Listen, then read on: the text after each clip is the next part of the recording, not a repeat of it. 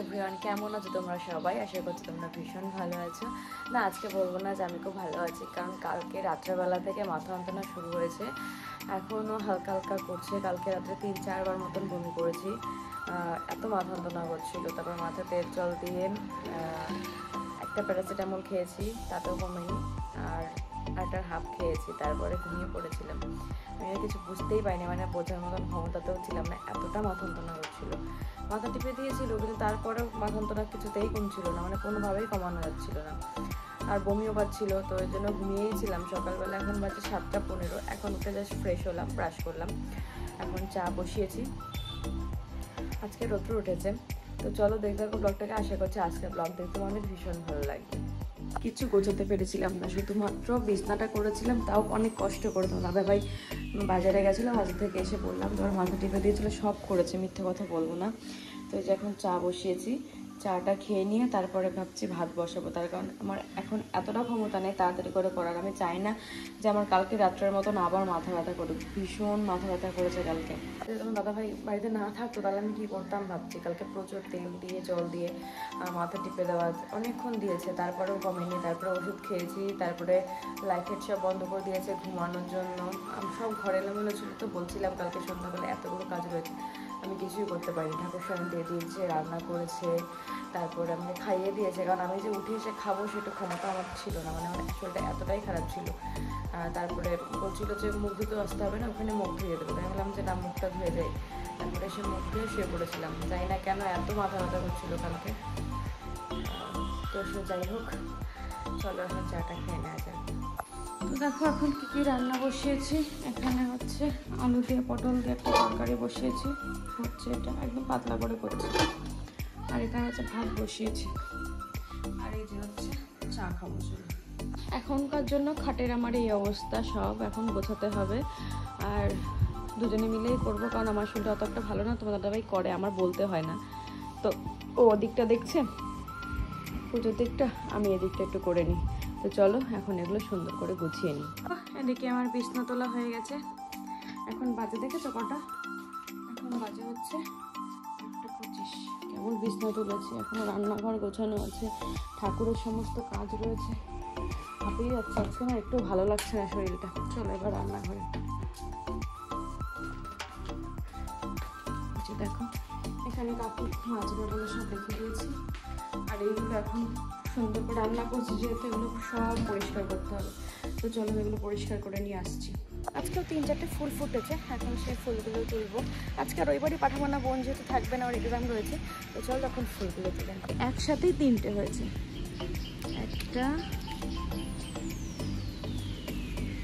দুটো, আর এইটা হচ্ছে 3টে।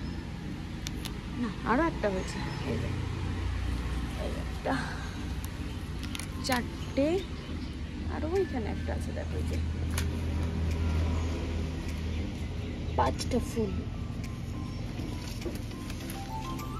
আর আপাতত দেখছি না, 5টা ফুলই যথেষ্ট। আমি পুজো টুজো করে আসলাম, মাথায় জল দিইনি, গায়ে জল দিয়ে স্নান করে আমি পুজোটা দিয়ে এসেছি। একটু পরে আবার মাথায় দেখি তেল দিই কিনা, তার জন্য দিইনি।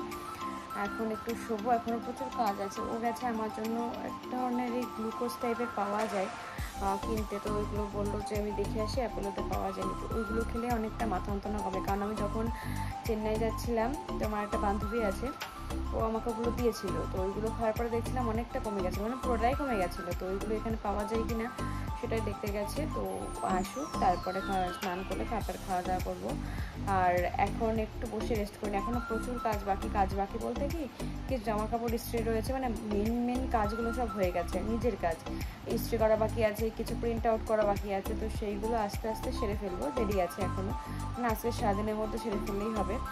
তো আজকে বিকালে যেখানে ড্রয়িং করানো ছিল, বৌদি বললো আজকে আসতে হবে না, ওর এক্সাম চলছে, আর আমারও ভালো হচ্ছে, মাথা যন্ত্রণা করছে।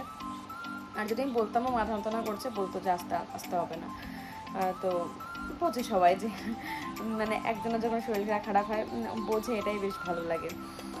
তো চলো এখন আমি হচ্ছে একটু রেস্ট করে নিই, মানে একটু শুয়ে নিই, ঘুমাতে তো পারবো না, একটু শুয়ে নিই, তারপরে আর বাদ বাকি কিছু করছি।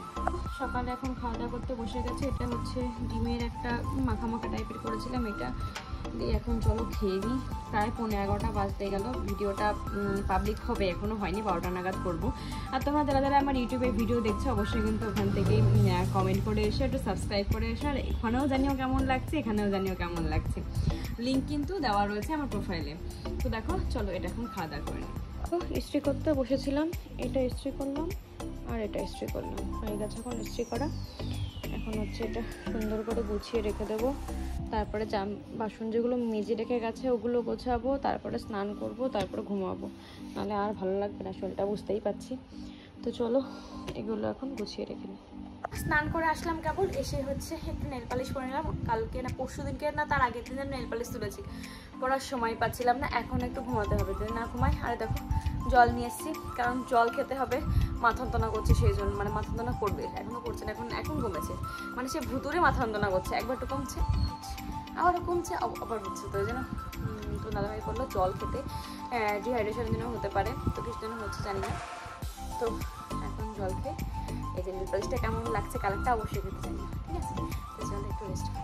তো দেখো আমি এখানে দুপুরে খাবার দাবার নিয়ে চলে এসেছি। কী রান্না হয়েছে, কী কী খাবো দেখাচ্ছি। একটু ঘুমিয়েছিলাম, দুজনে চোখ মুখগুলো এরকম লাগছে, কারণ নাহলে মাথা ব্যথা তবে করবে, এখনও করছে, এই সাইডটাতে হালকা হালকা করছে। তো চলো এখন কী কী রান্না হচ্ছে দেখিয়ে দিই। এটা হচ্ছে মাছের ঝোল, এটা হচ্ছে কুমড়ো ফুলের বড়া ভাজা, আর এটা হচ্ছে বাঁধাকপি। তো চলো এখন কিনে আর রান্না হয়েছে, শাক হয়েছে, কুমড়ো শাক হয়েছে, ভালো লাগছে না বলে, তো এগুলো কিনে। তো চলো খাবার। সন্ধ্যাবেলা এসেছিলাম, এখানে আমি দুধটা জাল বসিয়ে দিয়েছিলাম, এখন হয়ে গেছে, নামিয়ে দেবো। যে দেখো চা করেছিলাম, এটা দুধ জল দিয়েছিলাম, এখন এগুলো সব গুছিয়ে নিয়ে তারপরে রাত্রের সব আয়োজন সব করতে হবে। চলো দেখো, তো ওদেরকে যখন বলেছিলাম তাড়াতাড়ি করে আজকে শুয়ে পড়বো। এখন বাজে হচ্ছে 9:50, খাওয়া দাওয়া হয়ে গেছে, সমস্ত কিছু হয়ে গেছে। এখন জাস্ট শোয়ার পালা। দেখো বিছনাও হয়ে গেছে, সমস্ত কিছু কমপ্লিট। এখন জাস্ট শুয়ে পড়বো আর ব্লগটাকে এডিট করবো, পোস্ট করে রাখবো, কারণ কালকে যদি সময় না পাই, কালকে যাওয়ার আছে। কোথায় যাচ্ছি না যে অবশ্যই তোমাদেরকে নিয়ে যাবো। তো এই পর্যন্ত ব্লগ দেখে থাকো, নেক্সট ব্লগ দিতে ভালো লাগছে, কী করতে হবে, লাইক কমেন্ট করে পাশে থাকতে হবে। তো চলো টাটা, বাই বাই, দেখা যাবে আগে।